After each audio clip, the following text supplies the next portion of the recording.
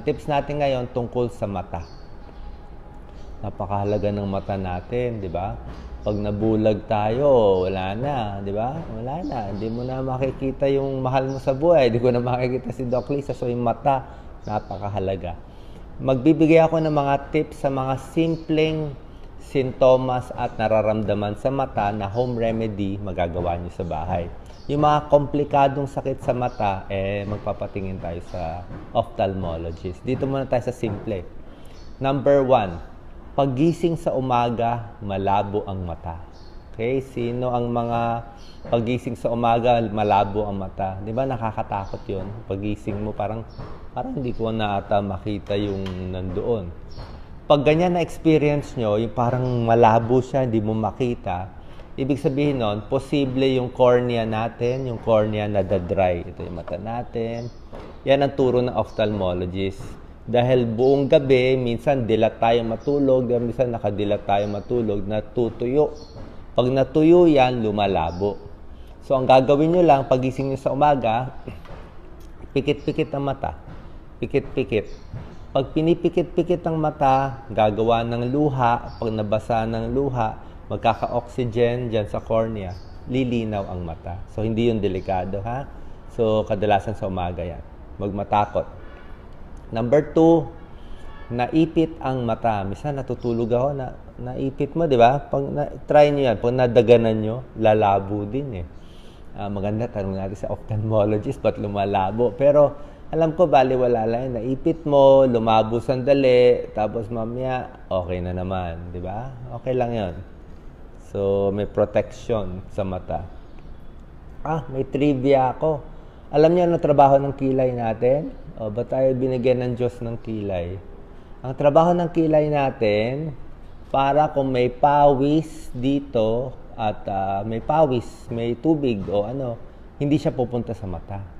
Pupunta siya sa kilay at lalabas yung pawis dito. Ayaw mo pumunta sa mata. Masakit, di ba? So, yan ang purpose ng kilay. Kaya huwag tanggalin ng kilay. Number 3, may buhangin sa mata at luha ng luha. Yan. Ngayong pag lampas 50 years old ka na, mararamdaman mo na yan. Siguro lagi naka-computer o nagkakaedad. Pag nagkakaedad tayo, konti na lang ang luha natin. Yung luha natin medyo poor quality.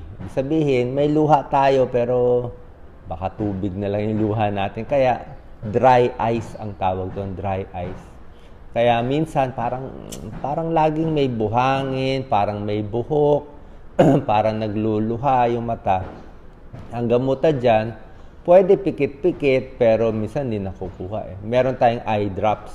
Ang eye drops, ito yung nire-recommend ng mga carboxymethyl cellulose o yung mga Tears Naturale, maraming brand mga Cellufresh.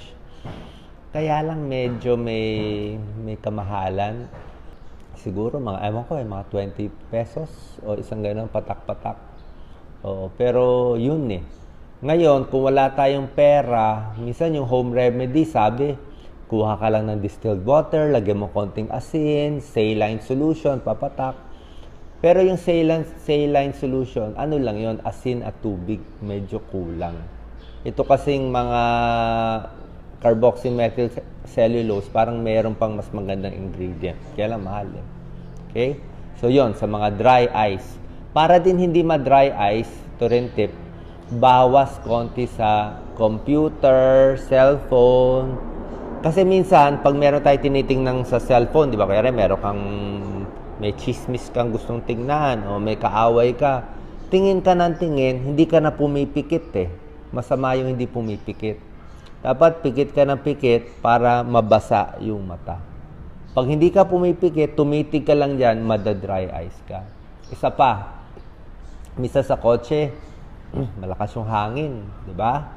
Yun, madadry eyes ka, mapupuwing ka pa. Minsan sa aircon, di ba? Hindi mo alam, tumitingin ka sa cellphone, na aircon ka, natutuyo ang mata. Hindi rin maganda. So, dapat hindi rin maganda yung diretso sa mukha mo yung lamig, hangin, o aircon. Dapat medyo iwas, pikit-pikit. Ha? Alagaan ang mata. So, yun ang dry eyes, ha? Meron din, isang problema, buhangin sa mata at namumula. Okay? namumula ang mata, may buhangin, at may muta, alam nyo na yan, di ba? Sore eyes. Sore eyes. Maraming may sore eyes. Comment kayo kung may sore eyes. Sore eyes, nakakahawa. Mabilis makahawa. Ang sore eyes, hindi nakukuha sa paninilip, sumilip. Siyempre, kalokohan yun, di ba? Ang sore eyes nakukuha kasi may isang tao may sore eyes, humawak sa sore eyes, nagkamay sa inyo, pag shake hands nyo, napunta sa hinawakan mo mata mo, yun, na sore eyes ka na. Kaya bawal po yung ganito, bawal yung ganyan. May mga bata, ganun ang ganun, ako, maso-sore eyes kayo.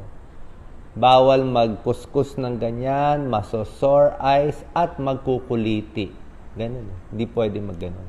Kaya ako, sa tubig lang, sa tubig pwede, may sabon dito, hinugasan ko yung pilik mata. Hindi ko hinahawakan. Diba? Kasi mapupunta yung mikrobyo. Sore eyes pwedeng viral or bacterial. Bacterial, maraming nana, mamuta. Ang binibigay ng ophthalmologist, antibacterial eye drops. Diba? Over the counter. Actually, hindi eh. Ko-consult kayo. Antibacterial eye drops. Maraming klase. Meron sa generic, mura lang. Parang 100 pesos. So, ang turo sa akin ng opta ko, pag parang maso-sore eyes, pinatak niya sa akin 8 times a day. Ewan ko kung siya lang nagtuturo, pero yung iba 4 times a day patak. Pero sabi niya, Doc, gawin mo 8 times a day para talagang patay yung sore eyes. Okay nga, 2 araw lang, galing na. Dati kung meron tayo. So yun hugas kamay, doon nakukuha yung sore eyes. At minsan, may sore eyes, humawak sa pintuan o sa banyo, tapos humawak ka, tapos nilagay mo dito. Pwede ka na rin mahawa. Nakakahawa sore eyes. Sore eyes, mas maganda hindi pumasok sa trabaho at hindi pumasok sa school. Nakakahawa. Hindi talaga pinapapasok. Number 4. May muta sa umaga. Yan. Pag ang muta nyo, ano ba yan?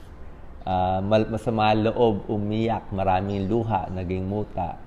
Biro yun eh. Pero hindi na. Pag konti lang ang muta, okay lang siguro konting muta. Hilamos lang tayo sa umaga. Yung sabon, sinasabon yung yung pilik mata. Pilik mata. Hindi yung mata mismo yung pilik mata lang sa labas. Okay? Para siyang buhok eh. Buhok tsaka buhok. Ang ginagamit, mild soap. Pwede ang mild soap. Kahit anong mild soap. Pwede rin yung Johnson's Baby Shampoo. Yan ang tinuturo lagi. Siguro mild. Parang sinashampoo mo yung pilik mata sa taas, sa baba. Si Doc Lisa, ginagawa sa akin, minsan meron siyang cotton buds. Kino-cotton buds niya. Minsan nilalagay niya konting antibacterial or tapos nililinis. Ganun. Mas nalilinis. Minsan kasi may balakubak po dyan. Tingnan nyo sa salamin, may balakubak yung mata-mata. Okay? So, maglinis ng mata kung maraming muta. Okay? Maraming muta, hindi maganda. Papunta na yan sa sore eyes. Number 5 tip, iwas sa silaw. Iwas, wag tititig sa araw. Yung mga nagwe-welding, bawal ka tumitig dyan. Kasi yung masyadong masilaw, nakakasunog ng mata. Lalabo, masusunog. Yung mga laser pointer, delikado. Yung mga laser pointer, yung kulay pula, pag diniretso sa mata, nakakasunog. So, iwas sa silaw ng araw. Okay? Bawas sa gadget, sa liwanag. Number 6. Ito, maganda po to. Floaters. Floaters. Baka meron kayo nito. Kasi pag nagtitips ako, naisip ko, 1,000,000 Pilipino, may floaters. 50 million, malabo. Kaya naka-targeted tayo Nai-imagine ko yung gusto nyo Alam nyo naman, alam ko gusto nyo Floaters, pag tumingin ka sa maliwanag, merong parang gagamba na, parang gagamba siya kulay itim na makikita mo sa liwanag. Tapos, pag tumingin ka dito, sasabay din siya. Sumasabay siya. Pag hinabol mo, mawawala siya. Tapos, ibabalik mo yung mata mo mahabol. Yun ang floater. Parang matatakot o bakit may gumagalaw? Nasa langit ba o nasa mata? Actually, nasa loob ng eyeball. Yung eyeball natin, siguro nabangga, natamaan, o may ibang sakit, kaya merong mga buha-buha, may mga parang gagamba sa loob. Hindi gagamba talaga, may mga parang tissue. Baga sa tubig ay hindi malinaw, kaya may floater. Ang floater, pag konti lang, hindi delikado. Pero yung dati, wala kang floater. Well, tapos ngayon, pag tingin mo sa maliwanag, ang daming floater. Ako, may floater ako eh. Ayan o, may floater ako. Ayan o. Hindi ako nagbibiro. Ayan o, nakatingin na. May floater ako. Ayan, gumagalaw siya. Dito floater ko. Baba. Pwede ko siya ipagalaw eh.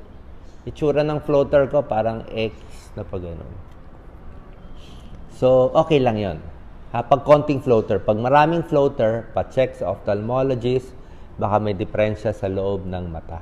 Meron kasi mga sakit yan. Number 7. Malabo ang mata, Doc. Malabo mata sa salamin. Paggawa tayo sa salamin, di ba? No choice eh. Mas maganda yung salamin na pinapagawa sa optometrist. Pero kung walang pera talaga, okay na yung mga 100 piso. Pwede na yun kaysa wala.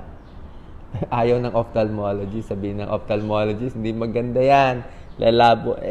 Walang pera. Pwede na yan. Yung sukat-sukat, 100, 200. Walang pera eh. Kung may pera, pwede magpagawa. Magkano to? Alam mo, libo yan eh. Mahal. Okay? Number 8. Ito pa. Gusto ko matulungan kay lahat eh. Nagtutwitch ang mata. Ito. Ang gumaganon. Nako, parang nag-spasm. Ito, yung nanginginig yung talukap. Alam niyo yan, di ba? Nanginginig. Ba't nanginginig? Nakakatakot. Na-stroke na ba kayo? Hindi. Pagod ang mata. Kaya nanginginig siya. Napagod. Kakatingin ng computer, kakatrabaho. So, twitching, tulog, pahinga. Masakit ang mata, parang tinutusok, pagod din, pahinga. Okay? Ito yung mga tips natin. Number 9, iingatan natin ang mata. Muntik-muntikan na matamaan ka ng stick. Yung mga barbecue stick, may barbecue stick na tusok eh. Minsan, pag naglalakad kayo sa kali, delikado. Yung may alambre, naku. Meron isa, nagbibisikleta siya, alam niyo naman sa Pilipinas, ang daming alambre. Na alambre yung mata, bulag. Kahit ako naglalakad, minsan may sanga, may alambre. Delikado po. Pag natusok ang mata, bulag na yan. So, ingat tayo. Ingat tayo. Kung meron kayong nakikitang nakalabas na alambre dyan sa kapitbahay, tanggalin nyo, iikot nyo. Delikado po. Baka makabulag, makamatay. Ngayon, last tip, pag may buhangin, napuwing, bawal kuskusin.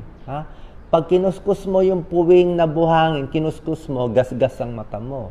Pag naggasgas ang mata, wala na. Diba? So, gagawin mo, tubig lang, running water, tubig, yun lang. Pag hindi nawala yung puwing, punta sa ophthalmologist. Last tip na lang, merong mga mas seryosong sakit, mga glaucoma, retinal occlusion, yung mga serious, punta na tayo sa ophthalmologist. Saan libre? Government hospital. Kundi sa private, pwede. Hanap tayo ng libre. Okay? So, yan ang mga tips natin para sa mata. Sana po nakatulong sa inyo kahit papano. Thank you. God bless po. Tingnan natin mga comments. Salamat po. Meron pa kayong tanong? Ito na pinaka-basic na tips eh. Isa pa pala. Yung medyo madumi ang mata. Yung mga, medyo hindi ganun kaputi. Sobrang usok. Nausok tayo sa EDSA, sa Maynila. Kaya minsan nangingitim. Tingnan din yung mata kung naninilaw. Hindi din po babante. Yan lang muna tips natin para sa mata. Ingatan ang mata. Napakahalaga. God bless po. Thank you po.